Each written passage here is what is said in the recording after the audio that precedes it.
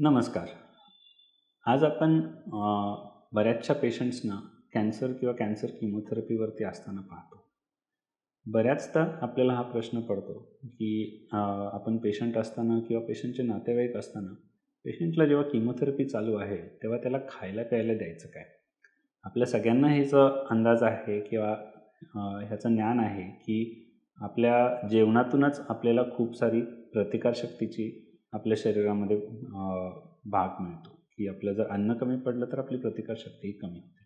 तर कॅन्सरच्या लढ्यामध्ये आपल्याला जर अन्नच कमी खात असले तर आपल्याला नेहमी धाकधूक राहते की आपल्या पेशंटची प्रतिकारशक्ती कमी होऊन कॅन्सर पुन्हा वाढेल का? तर आपण आज त्याबाबत थोडी चर्चा करायचा प्रयत्न करूया. तर जेव्हाही पेशंट कुठल्याही किमोथेरपीवरती असतो त्यावेळी त्यांना जेवायला असं देणं अन्न गरजेचं आहे की ते पोषक राहील, त्यांना पुरेशा प्रमाणात मिळेल, ते कमी प्रमाणात खातील पण ते पूर्णपणे त्यांचं पोट भरेल किंवा त्यांना जे जीवनसत्व पोचणं गरजेचं आहे कॅन्सरसोबत किमोथेरपी चालू असताना ते त्यांना त्याच्यातून मिळू शकेल. तर प्रथम आपण पाण्यावरती चर्चा करू. तर जेव्हाही आपण पावसाळ्यात उकळून थंड केलेलं पाणी पितो तसंच त्यांना हे त्याच्यातून जंतू संसर्ग होऊ नये म्हणून ते पूर्णपणे उकळून कोमट किंवा थंड प्रमाणात आल्यानंतर ते त्यांना प्यायला द्यावं. कमीत कमी 2 ते 3 लिटर त्यांना पिणं गरजेचं आहे की त्यांचं किमोथेरपीची औषधं पूर्ण किडनीद्वारे बाहेर फेकली जाऊ शकतील.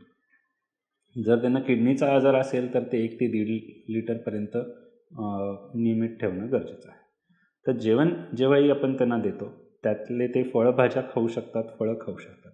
जी पण फळं आपण सालीसोबत खातो जसं की सफरचंद, चिक्कू, द्राक्ष की ज्याच्यावरती आपण वरूनच फवारणी केलेली असते आणि ते जर आपण असंच कच्चं खाल्लं तर आपल्याला ते फवारणी केलेली औषधं आपल्या पोटात जाऊन ते कॅन्सर वाढण्याच्या प्रवृत्ती वाढवू शकतात. म्हणून त्या गोष्टी नाहीसे करण्यासाठी आपण अशीच फळं त्यांना द्यावीत की जी जाड सालीची असतील. केळ, संत्र, मोसंब, डाळिंब की ज्याचे आपण साल काढतो आणि ते असेच खायला वापरतो. एकदा उघडल्यानंतर 30 मिनिटाच्या आत खाणं गरजेचं आहे की ते वरच्यावरतीच जर अशाच राहिल्या तर त्याच्यातून पुन्हा इन्फेक्शन जाण्याचं रिस्क राहतं. आता आपण भाज्यांकडे आलो तर ते कुठलेही कडधान्य, मोड आलेले धान्य ते जर आपण व्यवस्थित धुवून शिजवून दिले किंवा कुठल्याही भाज्या, पालेभाज्याचं त्यांना पुरेसं प्रमाण असणं गरजेचं आहे. मग तो लालमाट पोकळा असो किंवा चाकवत पालकाच्या भाज्या असो, ह्या सगळ्या गोष्टी त्यांच्या आहारात ते जर व्यवस्थित शिजवून दिल्या तर आपण ते नक्कीच पोषण करू शकतात. त्याच्यातलं तिखटाचं, हिरव्या मिरचीचं प्रमाण कमी असणं गरजेचं आहे की त्याच्यातून त्यांना पोटविकार किंवा पित्ताचा त्रास होता कामा नये. कारण खूप सारी औषधं चालू आहेत, खूप किमोथेरपीची ऑलरेडी औषधं पचनशक्तीवरती परिणाम करतात की ज्याच्यामुळे त्यांना आहारातून अजून त्रास होऊ नये.